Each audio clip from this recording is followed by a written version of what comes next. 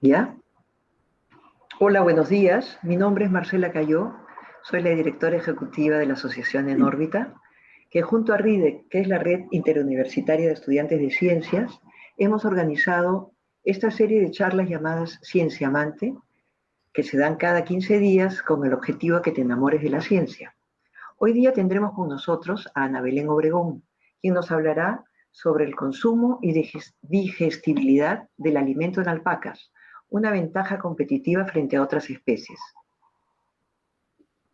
Ana Belén Obregón es bachiller en Medicina Veterinaria por la Universidad Nacional Mayor de San Marcos, magíster en Ciencias por la Universidad Nacional Agraria La Molina y se especializa en nutrición animal. Es una investigadora muy comprometida con el desarrollo nacional, ya que se ha desempeñado en las áreas de sanidad, producción y nutrición animal en las 3 regiones del país. Tiene participación activa en investigaciones relacionadas a la ganadería y su adaptación frente al cambio climático. También tendremos en pantalla a Camila Suárez de RIDEC y a Gisela Orjeda, presidente de Nórbita, quienes luego de la presentación de Ana Belén le harán unas preguntas antes de pasar a las consultas de todos ustedes. Ana Belén, bienvenida y adelante. ¿Qué tal? Muy buenos días, Marcela, Camila, Marcela, público asistente. Es un honor para mí poder estar aquí con ustedes en este espacio abierto para poder presentar la charla, como ha mencionado, consumo y digestibilidad de alimento en alpacas, una ventaja competitiva frente a otras especies, en la que yo muestro parte de los resultados que obtuve a partir de la tesis de maestría que realicé para optar por el grado de magíster. A ver, para empezar a hablar al respecto, tenemos que entender lo siguiente. Alrededor del mundo existen cantidades de camélidos, ¿no? Que podemos dividir en dos grandes grupos. Los camélidos del viejo mundo, dentro de los cuales encontramos a los camellos, por ejemplo, o a los dromedarios, y los camélidos del nuevo mundo, ¿no? Dentro de ellos, un grupo se encuentran los camélidos sudamericanos, que son los 4 que se presentan a continuación. De estos, 2 son domesticados, que vienen a ser la llama y la alpaca, y 2 continúan siendo salvajes, que son el guanaco y la vicuña. Estos camélidos sudamericanos se encuentran distribuidos en 4 países principalmente, ¿no? Que son los que se muestran en la imagen. De los camélidos sudamericanos, el 56% se encuentra en Perú, seguido por países como son Bolivia, Argentina y Chile. Si nos concentramos particularmente en uno de ellos, en la alpaca, podemos ver que el Perú presenta aproximadamente el 87% de la población mundial de alpacas. Esto equivale a más o menos 3 millones de cabezas de ganado. La crianza de estos animales de la alpaca se da predominantemente en las zonas altoandinas. Suele ser de característica extensiva, es decir, su alimentación y su crianza se da al aire libre, ¿no? Comen de la vegetación natural de la zona y su crianza representa una de las alternativas económicas más importantes para el poblador de la zona altoandina.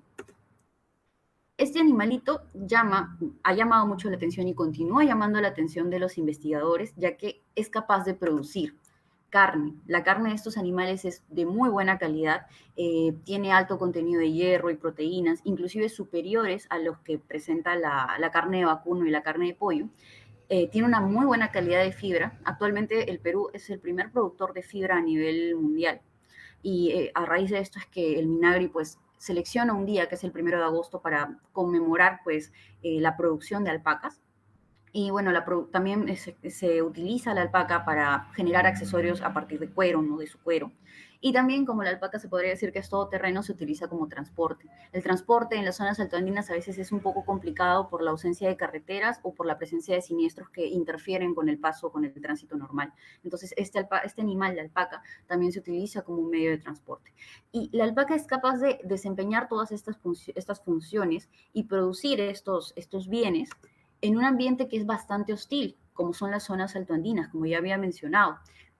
¿Cuáles son las características de estas zonas altoandinas? Primero, que se encuentran a más de 4.000 metros sobre el nivel del mar. La radiación a este nivel es bastante fuerte, es un sol que quema hasta los huesos. La precipitación es muy variable, ¿no? Hay determinadas épocas del año en las que hay precipitación y esto condiciona a que en determinadas épocas del año tú tengas más o menos cantidad de pastura, ¿no? Y de por sí, por las condiciones de la zona, las pasturas suelen ser de baja calidad nutricional. Este animalito es capaz de producir en este entorno tan hostil. Entonces, esto llamó la atención de los investigadores, se plantearon qué es lo que puede haber pasado en ese animalito para que funcione tan bien, ¿no? Comparado a otras especies que también se desarrollan a este nivel. Tenemos vacas, ovinos, ¿no? Entonces, la conclusión a la que llegaron es que definitivamente la alpaca tenía características adaptativas, metabólicas y en general orgánicas, que le permitían llevar a cabo, producir aún en un territorio tan hostil, tan difícil, ¿no? Y dentro de estas características adaptativas, una de las que más destaca, ¿no? Ya que la alimentación de este animal es básicamente pastura nativa, una de las que más destaca es cómo es que hace, cuáles son las adaptaciones orgánicas a nivel del tracto digestivo que hacen que pueda aprovechar muy bien la pastura de baja, escasa y de baja calidad que posee, ¿no? Para producir. Y para eso podemos observar acá el tracto gastrointestinal de la alpaca, que no difiere en grandes características de un rumiante tradicional. Entendamos como rumiante tradicional a los bovinos y a los ovinos, ¿no? Y bueno, pues lo interesante de ese tracto gastrointestinal es en que en cada etapa, en cada parte de su recorrido, va a presentar ventajas anatómicas y fisiológicas respecto a las otras especies. Por ejemplo, si nos centramos a nivel de la boca de las alpacas presenta unos dientes de crecimiento continuo. Como la pastura de la zona es bastante tosca, bastante fibrosa, los dientes se desgastan. Y a diferencia de otros animales, lo que hace la alpaca es presentar un crecimiento continuo que hace que pues, pueda seguir masticando de una forma adecuada a pesar del tiempo, ¿no? Y a pesar del desgaste. A nivel de la boca también la producción de saliva es superior a la de los otros rumiantes. Y esto permite pues que a nivel del estómago, las bacterias que habitan el estómago y que colaboran con el proceso de digestión tengan un ambiente más óptimo, ¿no? Un pH más básico, que es lo que ayuda a evitar el tema de acidosis, que es una enfermedad que afecta a los rumiantes en general, ¿no? Pero que no afecta particularmente a estos animales. Mencionando los labios, ellos tienen una partición a nivel de los labios, lo cual le permite ser un poco más selectivo al momento de escoger su alimento. Si continuamos avanzando un poco en el tracto gastrointestinal de la alpaca, a nivel de los compartimentos gástricos, observamos que a diferencia de los rumiantes tradicionales que solo presentan, a ver, voy a sacar el puntero láser, a diferencia de los rumiantes tradicionales que solo presentan, digamos, glándulas digestivas a este nivel, en la parte terminal, lo que vendría a ser en el caso de rumiantes tradicionales el cuarto estómago, los camélidos sudamericanos presentan glándulas digestivas en todo el recorrido, ¿no? En menor medida, pero las presentan. Y esto hace pues que la digestión del alimento sea mucho más eficaz. No solo eso, sino que la cantidad de movimientos ruminales o movimientos gástricos que se dan a ese nivel son mayores, en mayor frecuencia y mucho más fuertes que los movimientos que se producen en los rumiantes tradicionales, ¿no? Inclusive, nosotros reconocemos mucho a estos camélidos por el tema de la regurgitación, ¿no? Porque ellos son, digamos, paran casi todo el día masticando. Y bueno, esto es una característica en general de rumiantes, pero los camélidos, las alpacas, lo realizan con mayor frecuencia y con mucha más eficacia, más fuerza. Podríamos mencionar en realidad infinidad de características anatómicas y fisiológicas que hacen a la alpaca superior al rumiante y que se han logrado investigar hasta el día de hoy, ¿no? Pero ahí debemos entender y tener claro una cosa, o sea, las adaptaciones de este animal se han dado en base a que tiene un componente alimenticio que es difícil de consumir, que son las pasturas nativas, ¿no? Estas pasturas nativas se van a caracterizar por tener la presencia de fibra, por tener un gran contenido de fibra, que a veces es de difícil digestión, ¿no? La productividad animal va a estar determinada por el valor nutritivo, es decir, cuántos nutrientes te puede ofrecer el alimento. Y esto va a estar también determinado por 4 elementos, que son la composición química, es decir, la cantidad de proteínas, la cantidad de fibra, por ejemplo, que tenga el alimento, entre otros. El consumo del alimento, es decir, cuánto del alimento que se ofrece el animal o que el animal tiene disponible puede ser finalmente ingerido o va a ser finalmente ingerido por el animal. La digestibilidad del alimento, es decir, de ese alimento que se ingirió, cuánto va a quedar en el animal y no va a ser desechado por las heces. Y finalmente, una vez que el alimento ya está dentro, cuánto de este va a ser metabolizado, es decir, cuánto del alimento va a ser parte del organismo del animal, ¿no? En ese sentido, pues, la alpaca presenta características interesantes respecto a consumo y digestibilidad del alimento, ya que, primero, presenta un menor consumo en comparación con rumiantes tradicionales. Si nosotros entendemos que un animal come menos que otro, podríamos pensar que la producción que puede tener es inferior. Sin embargo, la alpaca presenta una característica adicional, que es tener una mayor digestibilidad, una mayor capacidad digestiva del alimento en comparación con los rumiantes tradicionales. Entonces, estas dos características juntas, un menor consumo y una mayor digestión del alimento, en un ambiente en el que pues la pradera es escasa y de baja calidad, como ya hemos mencionado antes, no generan una desventaja al animal, sino más bien se convierten en una ventaja competitiva frente a otras especies que también se desarrollan en el mismo entorno. En tal sentido, y por lo mencionado, pues existe un creciente interés tanto a nivel nacional e internacional por conocer cada vez más respecto a esta especie, ¿no? Ya que se considera que su crianza no es solo, únicamente no tiene, o sea, no tiene un futuro solo en la crianza extensiva y la crianza de los pobladores, sino que se le considera una nueva alternativa productiva. Por ello es que en los últimos años se han desarrollado, se ha invertido, se financian muchos proyectos de investigación que tengan que ver con conocer un poquito más acerca de la nutrición y alimentación de estos animales. Y en este punto habría que hacer hincapié, ya que la mayoría de investigaciones que se han realizado al respecto se han realizado en un entorno diferente al que el animal, al que es natural para el animal, ¿no? Es decir, las zonas altiplánicas. Muchas investigaciones se han realizado en países como Canadá y en algunos otros que pertenecen al continente europeo. Y pues hay investigaciones que dicen, que nos aseguran que la digestión, el proceso digestivo de un animal varía según las características climatológicas en las que él se encuentra. Entonces, ahí podemos ver la necesidad de poder realizar estos estudios, pero en la zona original, en la zona que es propia en la que estos animales se desarrollan. En tal sentido, los objetivos de nuestro estudio fueron evaluar el consumo voluntario de dos componentes que pertenecen a la dieta de estos animales, materia seca y fibra detergente neutro, de 4 raciones con diferente contenido de fibra en alpacas. Lo que queríamos ver es cómo es el consumo y también, disculpen, la digestibilidad del alimento, la digestibilidad del consumo del alimento, pero teniendo en cuenta 4 niveles de fibrosidad, ya que una de las características, como había mencionado, más importantes del alimento natural de los camélidos, de este tipo de camelio, de la alpaca, es que su alimento es muy fibroso. Entonces nosotros queríamos saber, en su lugar natural, o sea, en las zonas altiplánicas a más de 4.000 metros sobre el nivel del mar, cómo es que se dan estos dos procesos de consumo y digestibilidad del alimento. Finalmente, cuando pudimos obtener nuestros datos, aprovechamos también para poder hacer lo siguiente, generar una ecuación. Ya había explicado más o menos cómo es que se da el proceso de evaluación de consumo y digestibilidad, ¿no? Si tú quieres evaluar el consumo, primero tienes que ver cuánto come el animal, saber cuánto come y qué come. Y si quieres evaluar la digestibilidad, necesitas saber cuánto es lo que quedó dentro del animal respecto a lo que comió. Es decir, por ejemplo, si come 100 kilos, eso es hipotético, no sucede en alpacas, no comen 100 kilos. ¿No? Si comiera 100 kilos, ¿cuánto de esos 100 kilos quedan en el animal y no son expulsados en las heces? Por ejemplo, si comió 100 kilos y botó 90 kilos, ¿no? Entonces tenemos que dentro del animal han quedado 10 kilos. Para eso es necesario conocer cuánto comió, cuánto elimina las heces, para poder saber la digestibilidad, que en ese caso vendría a ser el 10%, por ejemplo, ¿no? Esto en la práctica es muy complicado. Los investigadores necesitan hacer muchas pruebas, necesitan emplear bastante material, ya que consiste en, o sea, en un animal que se encuentra al pastoreo, consiste en seguirlo todo el día, saber qué consume, tratar de tomar muestras de lo que come. Muchas veces inclusive requieren prácticas quirúrgicas para determinar el contenido que se encuentra en la cavidad, en la parte esofágica, para saber cuánto han comido. Es bastante invasivo en realidad. Y también la misma historia para poder determinar cuánto es la cantidad de heces producidas, ¿no? Tienen que corretear al animal en una pradera en la que pues es bastante complicado, el terreno es bastante, no es llano, definitivamente tienes que subir y bajar.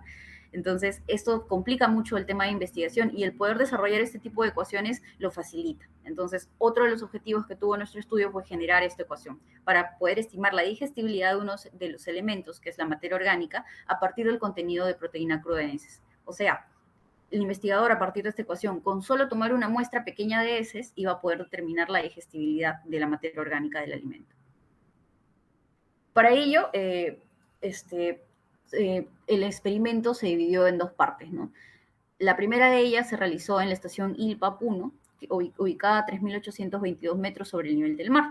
Y esta es la parte, digamos, más compleja porque tuvimos, el experimento duró más o menos 3 meses y tuvimos que adaptarnos a la vida pues, a grandes alturas, ¿no? Por ese tiempo. Y tratar de elaborar todo, de dejar todo listo como para poder iniciar el experimento. Se elaboraron 4 raciones. Como pueden observar, el tratamiento 1, la primera ración es la que contiene menor cantidad de fibra, de FDN, ¿no? Y la ración 4 es la que tiene más cantidad de fibra, o sea, la más fibrosa. Entonces, íbamos a evaluar los consumos y las digestibilidades de estos 4 tratamientos. Una vez que terminamos la elaboración de los tratamientos, pasamos al hábitat en sí de los animales, ¿no? De estas alpacas, que es, bueno, nosotros trabajamos en el Sitio Insachatta Puno, a más de 4.300 metros sobre el nivel del mar, un lugar bastante, bastante frío, alejado en realidad de toda la población, muy, muy complicado. Y como pueden observar ahí en la imagen, la estación se encontraba arriba de esta especie de lomita, ¿no? Y pues inicialmente, ustedes ven acá los corrales, ¿ya? Pero inicialmente todo era plano. Entonces había que ajustarse a poder crear el ambiente donde estos animales puedan estar estabulados y poder realizar la evaluación. Y todo eso en realidad era bastante trabajo, ¿no? Digamos, esto es una clara muestra de lo que se necesita hacer si tú quieres hacer un estudio in situ, ¿no? Y en realidad los resultados son bastante, mm, te dan bastante satisfacción porque tú puedes tener algo más pegado a la realidad, algo que pues no, que está más cercano a la realidad porque se realiza en su mismo sitio, ¿no? Obviamente requiere mucho esfuerzo, pero el resultado es óptimo y como que también uno se siente bien de poder haber alcanzado eso. Bueno, en estos corrales, al momento de realizar las evaluaciones, lo que se hizo fue introducir a los animales. Las dimensiones de los corrales fueron las que se pueden observar ahí, ¿no? De aproximadamente 3x2, y proveer a los animales de unos arneses para poder realizar la colección de heces, ¿no?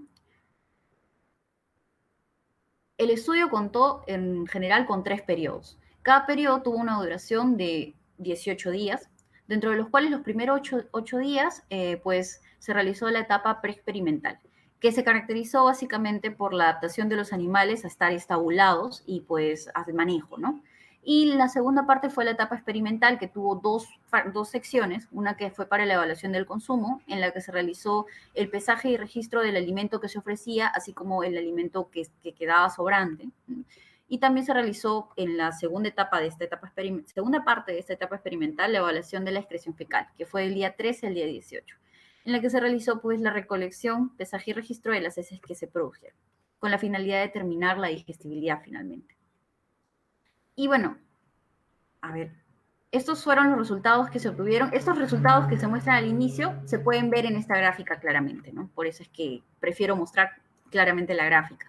Aquí estamos observando los resultados de consumo de materia seca y fibra detergente neutro expresado en peso metabólico, ¿no? Que es una forma en la que se unifican los pesos para que no haya problemas al comparar un animal, digamos, más flaquito con un animal que es más gordito, ¿no? Entonces, observamos claramente que la digestibilidad, al menos en la materia seca, tiende a disminuir a medida que aumenta la fibrosidad de la dieta, ¿no? Teníamos en claro que la dieta 1, el tratamiento 1 es el que tiene menos fibra, el de menos fibrosidad, y el tratamiento 4 es el que tiene más contenido de fibra. Entonces, el consumo de la materia seca va disminuyendo a medida que aumenta el contenido de fibra. Y por otro lado, el consumo de fibra detergente neutro, bueno, no hay diferencias significativas entre los tratamientos, sin embargo, se ve que hay una tendencia a su disminución. Como pueden observar, el tratamiento 1 tiene un valor de 24.8, mientras que el tratamiento 4 es de 20.4. Entonces, esto pues, puede estar relacionado a que cuando un alimento es... A ver, disculpen. Esto puede estar explicado por las características que son propias del animal, ¿no? Que digamos, hacen que cuando un alimento es más fibroso, pues sea más difícil de degradar, pero sin embargo, si hiciéramos la comparación, como han hecho de repente otros estudios, con otras especies como son los ovinos, por ejemplo, podemos ver que las alpacas presentan un menor consumo al respecto, ¿no? Por ejemplo, en este caso, el hecho de que un alimento tenga fibra a veces hace que el compartimento gástrico del animal tienda a llenarse, ¿no? Entonces, a mantenerse y a llenarse. Y esto hace que pues genere una sensación de llenado en la alpaca, lo cual hace que no quiera consumir más alimento. Entonces, esta es una de las explicaciones porque cuando el alimento tiene mayor fibrosidad, hay un menor consumo. El animal tiene la sensación de llenado y ya no pide consumir más alimento. Acá observamos los coeficientes de digestibilidad y pues podemos ver que la digestibilidad del tratamiento 1, es decir, del tratamiento menos fibroso, con menos contenido de fibra, es superior a la digestibilidad del tratamiento que contiene más contenido de fibra. Y esto es parte de lo que se había esperado, ¿no? Y que coincide con evaluaciones que se realizaron en el extranjero. Sin embargo, aquí encontramos una diferencia marcada al ver la digestibilidad de la fibra detergente neutro. Porque si bien, como pueden observar, por ejemplo, la proteína sigue la misma tendencia a disminuir a medida que el contenido de fibra aumenta, la fibra en sí, el FDN de la dieta, tiende a aumentar. No hay diferencias significativas, pero podemos observar que aumenta de 50 hasta 60.7. ¿Y a qué podría deberse eso? Una de las hipótesis es que la alpaca posea una mayor capacidad gástrica para poder digerir carbohidratos estructurales, como es la fibra. Y esto podría, el estudio que hemos realizado podría respaldar también esa postura. Finalmente, con la información que logramos recabar, obtuvimos esta propuesta de ecuación, ¿no? Es bastante gratificante saber que con el trabajo que hemos realizado, pues vamos a facilitar la labor de diferentes investigadores en áreas de nutrición para poder determinar finalmente la digestibilidad de la materia orgánica, ¿no? Nuestro trabajo ha sido presentado en la revista Small Ruminant Research. Actualmente está en proceso de revisión y pues la idea de esto es compartir los resultados que hemos podido tener en el ambiente natural de la alpaca a diferentes investigadores en el mundo y que pues pueda ser aplicado para la realización de nuevas investigaciones, ¿no? Y pues no quisiera terminar sin antes agradecer al doctor Robert Van Saun de Penn State University, al doctor Carlos Gómez, mi asesor de tesis en la Universidad Nacional Agraria La Molina, al ingeniero Teodosio Huanca y César Osorio, que colaboraron mucho en la parte logística de este experimento, y pues al programa Ciencia Activa de Concitec por el financiamiento de los estudios de posgrado. Y pues muchas gracias. Muchísimas gracias, Ana Belén. Me ha encantado tu charla y sobre todo enterarnos, ¿no?, que nuestras preciosas y útiles alpacas tienen una ventaja frente a otros animales, ¿no? Por el hecho de vivir donde viven, para aprovechar los recursos que se encuentran en esas alturas, ¿no? Yo tengo algunas preguntas que no están exactamente relacionadas con tu tesis, pero tengo curiosidad de por qué no vemos camélidos sudamericanos en la costa. Yo entiendo que durante la época, digamos, precolombina, sí teníamos llamas y alpacas en la costa también, como por ejemplo en Puerto Inca, al sur de Lima, ¿no? Existen grandes, son, digamos, cercos precolombinos para guardar para tener las alpacas allí, y eso es al borde del mar. ¿Sabes algo al respecto de por qué hoy día no se tienen ya más alpacas en la costa? A ver, lo que sucede es que lastimosamente la crianza de estos animales no se está considerando como, o sea, si bien tiene mucho potencial, hay personas que la han visto como una alternativa productiva muy buena, en costa al menos se ha priorizado la crianza de otras especies, ¿no? Como son, por ejemplo, la crianza de pollos, la crianza de ganado vacuno lechero, ¿no?, de carne inclusive, y pues se ha dejado bastante de lado lo que es la crianza en general, los camélidos americanos, ¿no?, los domesticados, como son la alpaca y la llama. Y pues su situación se ha visto relegada bastante a la zona natural, ¿no?, que son las zonas altiplánicas. Por eso es que tampoco se ve mucho, o en todo caso, la presencia de estos animales en costa tiene fines de investigación y, bueno, de cierta recreación, pero no tanto productivo, no tanto como una alternativa productiva. Eso sería porque en la costa sí, digamos, las reses tendrían una ventaja en términos productivos, las reses, los pollos, etcétera, los Claro. cerdos tendrían una ventaja, porque ellos sí no podrían estar en altura, ¿no? En altura, la producción de reses sí se ve afectada, ¿no? Claro, digamos que el ambiente más óptimo para una res o para una vaca en general, ¿no? Un ovino, es la zona de la costa, ¿no? Ahí producen muy bien y pues si comparativamente, si comparamos la producción de una alpaca con la producción de un bovino a altura, enfrentándolos digamos, a esa altura, pues vamos a encontrar sí diferencias, ¿no? Vamos a encontrar que la alpaca presenta una mayor producción, una producción más óptima en todo caso, ¿no?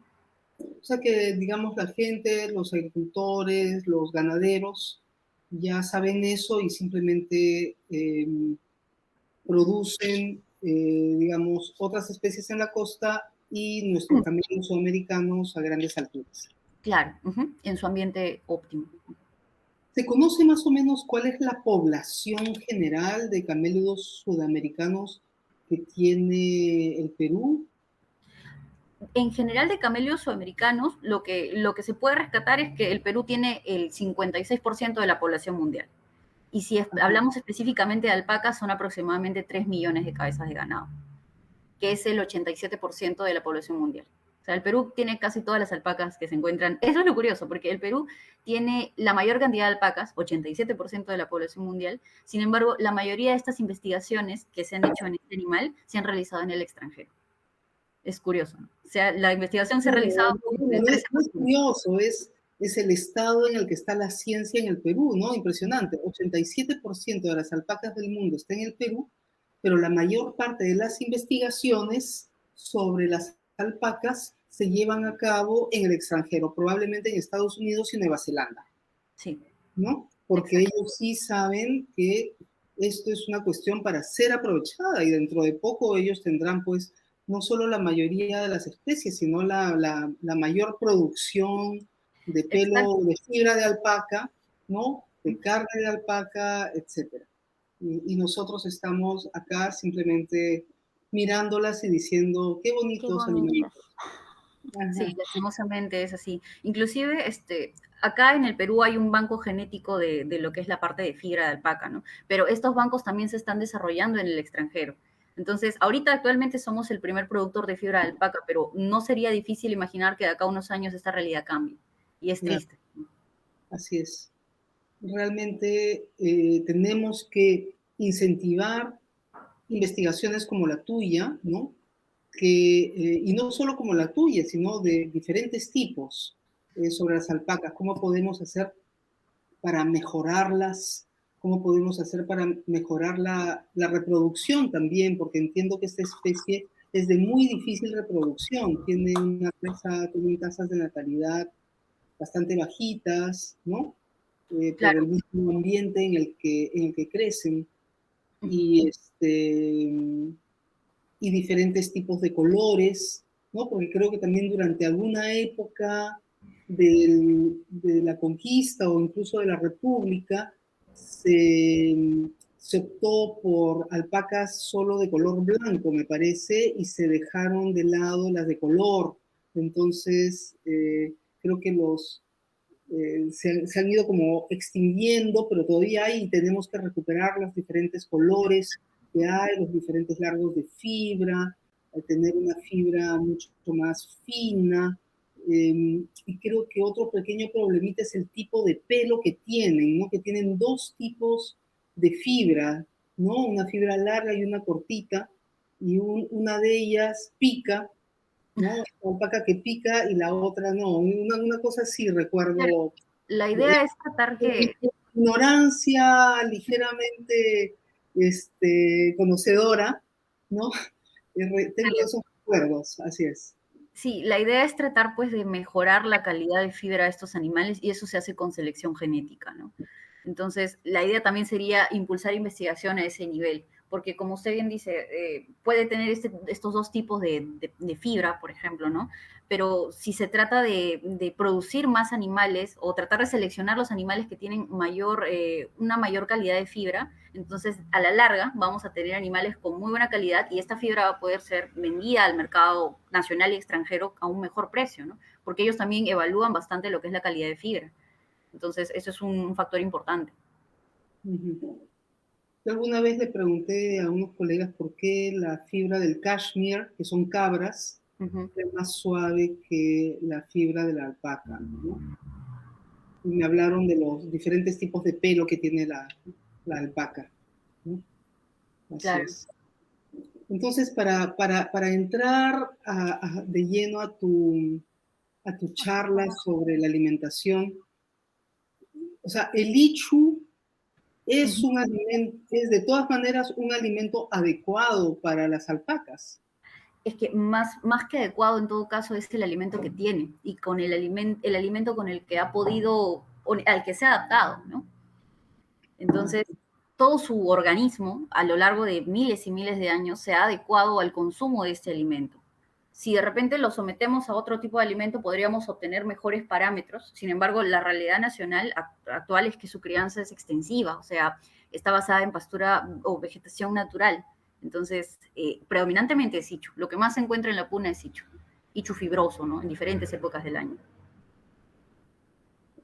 Camila, no sé si tú tienes preguntas. Sí, respecto a las investigaciones que se han estado haciendo aquí en el Perú, sí han sido pocas, pero más o menos desde qué año datan para ir calculando, ¿no? Qué tanto hemos hecho y qué tanto nos falta hacer. Ya, es que en realidad se han realizado investigaciones desde hace mucho tiempo, de repente desde el año 40, 50, sin embargo no han sido muchas y ese es el problema, ¿no? Han sido contadas respecto al tema que yo estoy explicando, ¿no? Y lo último que se está viendo bastante es el tema de transferencia de embriones, ¿no?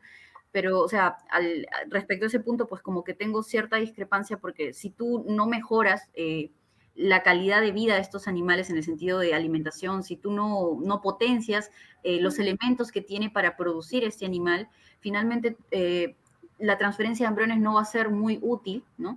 Ya que pues probablemente tengas madres que van a ser receptoras de estas nuevas crías que no van a tener, digamos, la calidad de leche,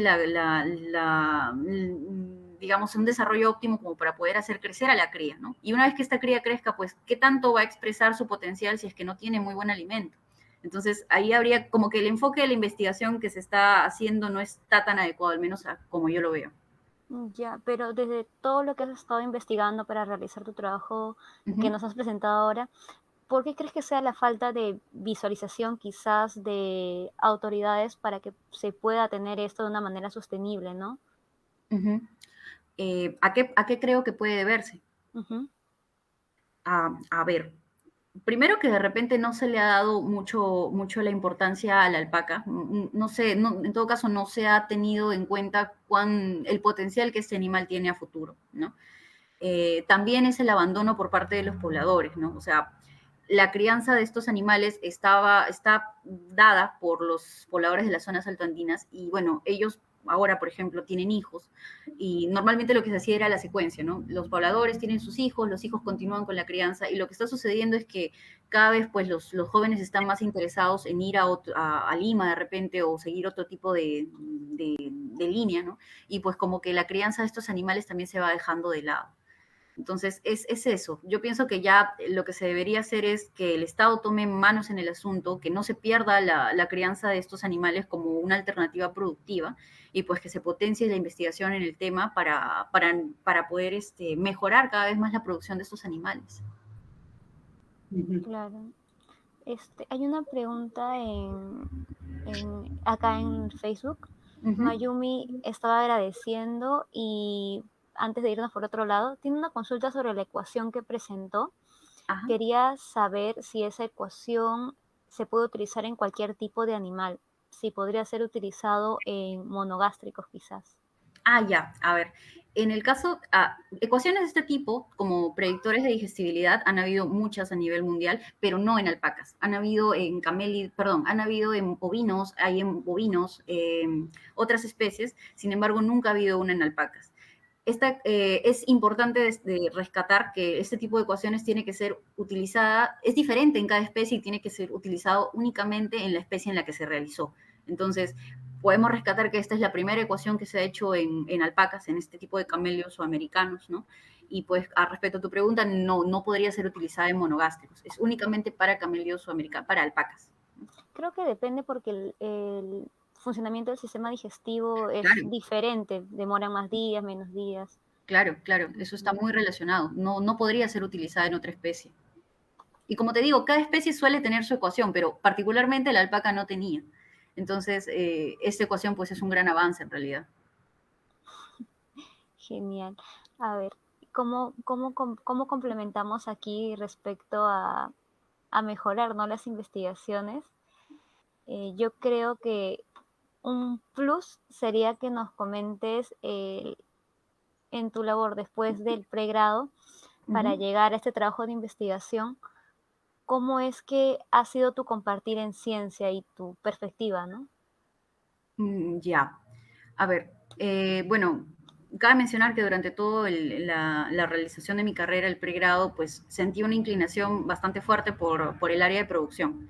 Entonces, la investigación me gustó mucho y, bueno, vinculándolo con la producción, sabía que más o menos terminando la carrera lo que iba a querer hacer es investigar más en ese área, ¿no?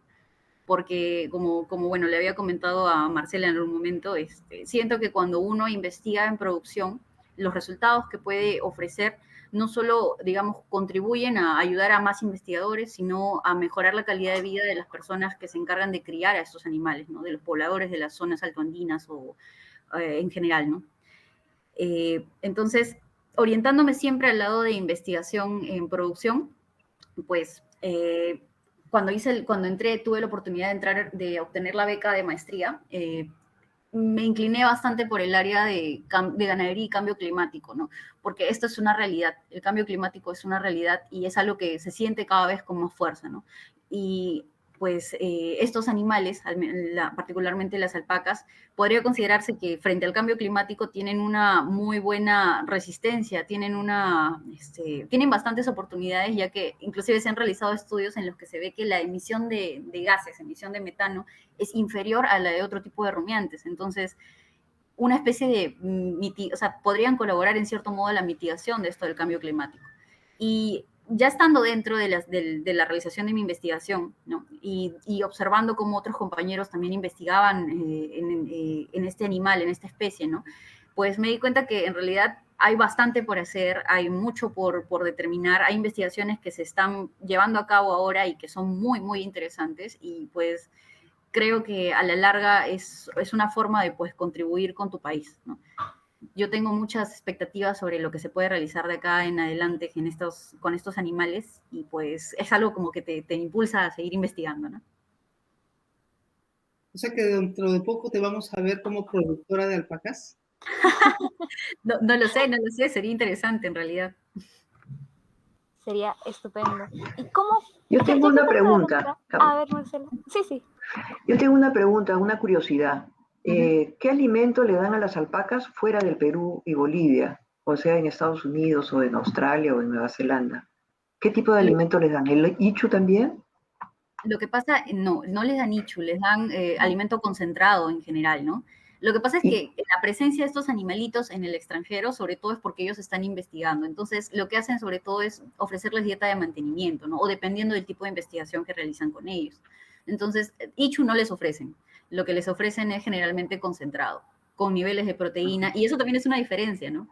Había mencionado que pastos mejorados, probablemente. Pastos mejorados, sí. Y eso hace que la flora, o bueno, la microbiota que se encuentra dentro de la cavidad gástrica de estos animales cambie. Entonces, ahí tenemos otra razón por la cual los resultados que se han obtenido en el extranjero no son tan representativos como los que se pueden obtener aquí mismo, ¿no? Con una dieta propia de estos animales, con una dieta natural.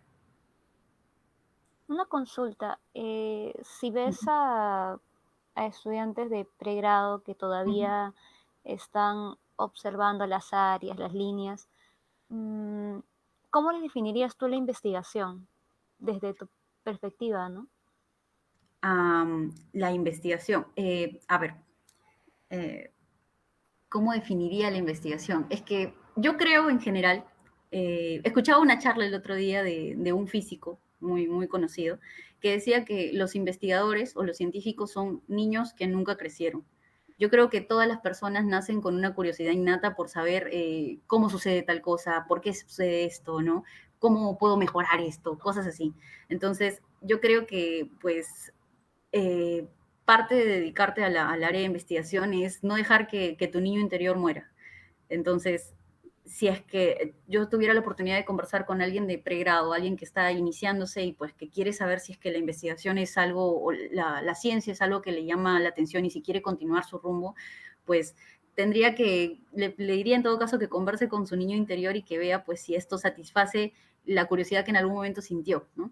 Y que si es que es así, pues no abandone la línea y que se aferre a eso y que continúes, ¿no? Porque en realidad pueden haber resultados muy bonitos y su labor puede contribuir mucho, mucho a la mejora de nuestro país.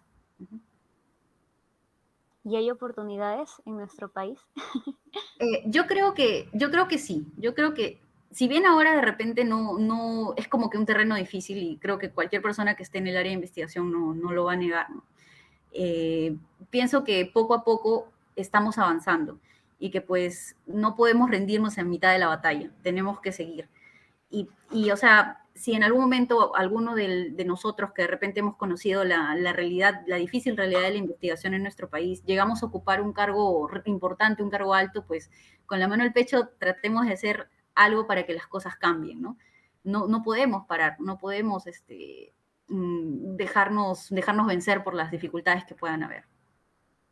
Un ejemplo corto de las dificultades que tuviste que superar, algo así chiquito.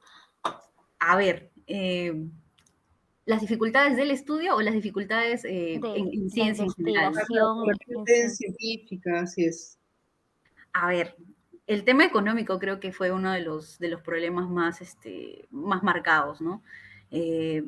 La beca a la que yo accedí ofrecía, digamos, una serie de manutención y pues, no solo manutención, sino también el financiamiento de la realización del estudio en sí, ¿no?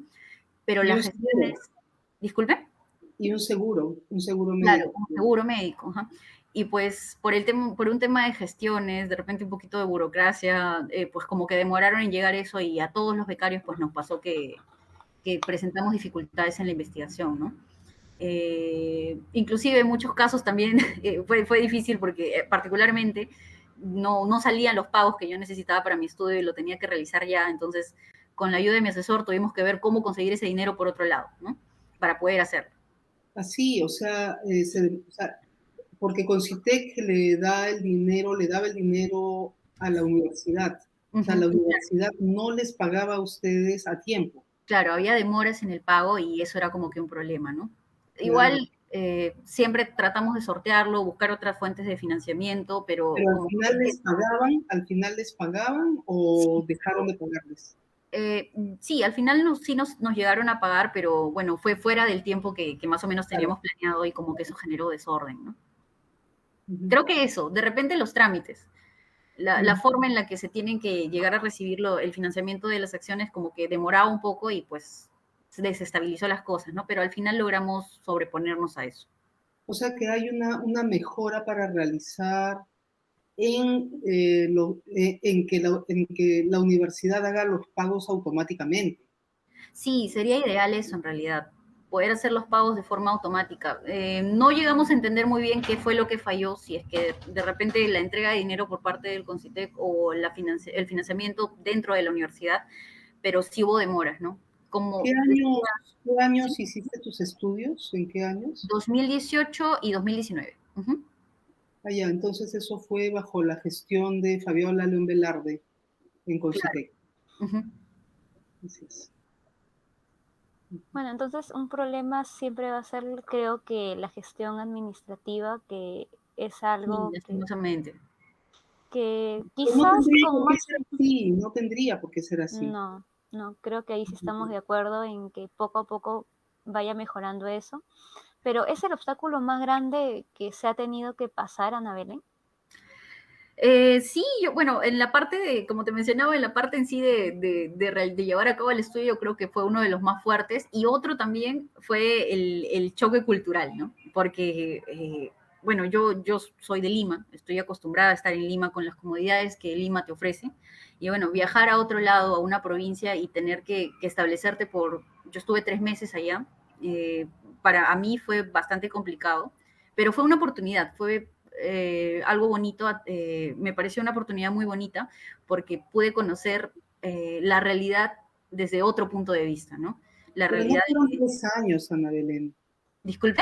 No fueron 3 años, fue como una pequeña pasantía de 3 meses. No, fueron 3 meses. Fue duro en realidad, pero te hace pisar tierra, te hace saber que pues la vida de Lima en realidad es muy diferente a la vida que tienen allá en provincia, ¿no? A mí al menos me sirvió por ese lado. Fue difícil al inicio, pero después como que valoré bastante las cosas que tenía, ¿no? O sea, te abrió los ojos sobre las dificultades que pasa la gente que vive en provincias Claro. o en sitios bastante alejados, donde no Sí. tienen electricidad todo el día, o no tienen agua, o no tienen una calefacción, están Sistemas básicos. en lugares muy inhóspitos y sin comunicación muchas veces, ¿no? Claro. Uh-huh. Uh-huh. Creo que ya para ir cerrando este círculo podríamos comentar y hacer una invocación, ¿no? El por qué es importante difundir ciencia. En general, creo que hemos dejado ideas sueltas, pero para ti, Ana Belén, ¿por qué es importante difundir ciencias? Es importante, para mí es importante difundir ciencias porque yo siento que es la única vía a través de la cual el país va a poder mejorar y salir adelante. Entonces, si una persona siente un llamado hacia la ciencia, siente una inclinación hacia desarrollar en la carrera en la que se encuentre, ¿no? Investigar, conocer cada vez más, no debe abandonarlo porque hay personas que te ven, ¿no? O sea, hay niños de repente que más adelante te van a tomar como ejemplo. Entonces, y estos posteriormente, cuando crezcan, pues van a de repente dedicarse a la rama de investigación. Yo pienso mucho que uno como científico es modelo a seguir. Entonces, por eso mismo, uno no debe dejar de seguir el llamado que tiene. Creo eso. Y sí o sí, tenemos todavía mucho por hacer y sí. Creo yo, no sé qué opinan, de que no basta solo con hacer ciencia, ¿no? Que también debemos aprender un poco sobre gestión, porque ya se ha comentado que un problema muy amplio es sobre la parte burocrática. Entonces sí, creo que deben estar también de la mano.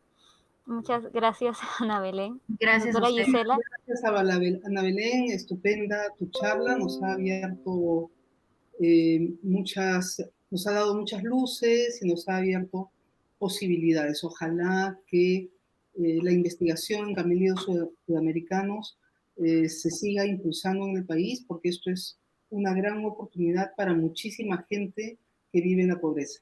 Muchísimas gracias. Muchas gracias a ustedes. Un gusto. Gracias. Nos vemos. Gracias a todos los que nos siguen. Gracias. Nos vemos. Adiós. Gracias. Adiós.